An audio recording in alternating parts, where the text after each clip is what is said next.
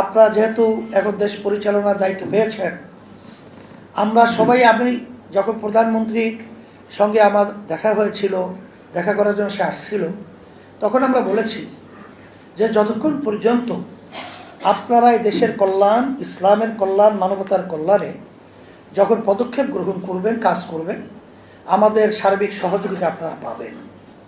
কিন্তু যখন দেশের বিরুদ্ধে, মানবতার বিরুদ্ধে, ইসলামের বিরুদ্ধে কোনো কার্যক্রম আমরা দেখব, তখন কিন্তু আপনাদের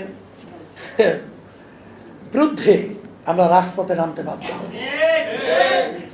সেদিক থেকে আমি বলবো যে আসেন, আজকে আমাদের সম্মানিত সভাপতি ঢাকা উত্তরের মাওলানা ফজলে বারী মাসউদ যে কথা বলেছেন, যে এই যে দুর্ঘটনাগুলো অনেকটাই আমি বলবো আসলে অবহেলা এবং নিয়ন্ত্রিত অনেক অংশে না থাকা, এইটাই কিন্তু আসলে আল্লাহ রাব্বুল আলামিন যে নিয়ম রেখেছেন, ওই হাদিসের ভিতরে আল্লাহ রাসূল সাল্লাল্লাহু আলাইহি ওয়াসাল্লাম বলেছেন যে হায়াত নাই, মানুষ শেষ হবে, কথা সব ঠিক আছে, কিন্তু রশি বাইদে তারপর তো তাকওয়ার উপরে তারপর ভিত্তি করতে হবে। আপনার রশি তো আগে বাঁধতে হবে, তাওয়াক্কুল করতে হবে, আগে গরু ছাগলের রশি বাঁধতে হবে, এরপর তাওয়াক্কুল করতে হবে।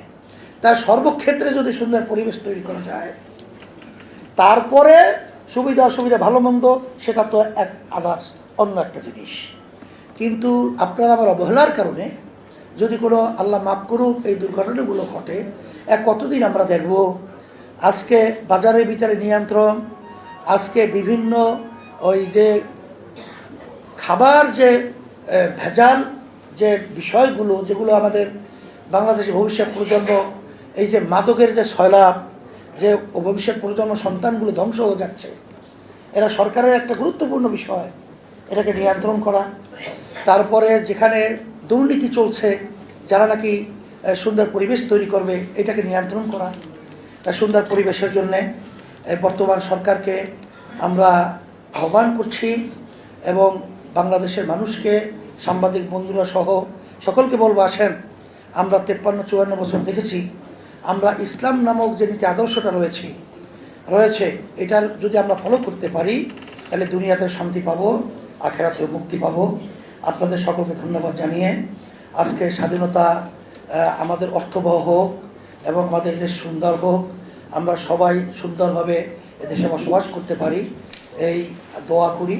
আল্লাহুম্মা আমিন। রব্বানা আতিনা ফিদ দুনিয়া হাসানাহ ওয়া ফিল আখিরাতি হাসানাহ ওয়া কিনা আযাবান নার বিরহমাতিকা ইয়া আরহামার রাহিমিন।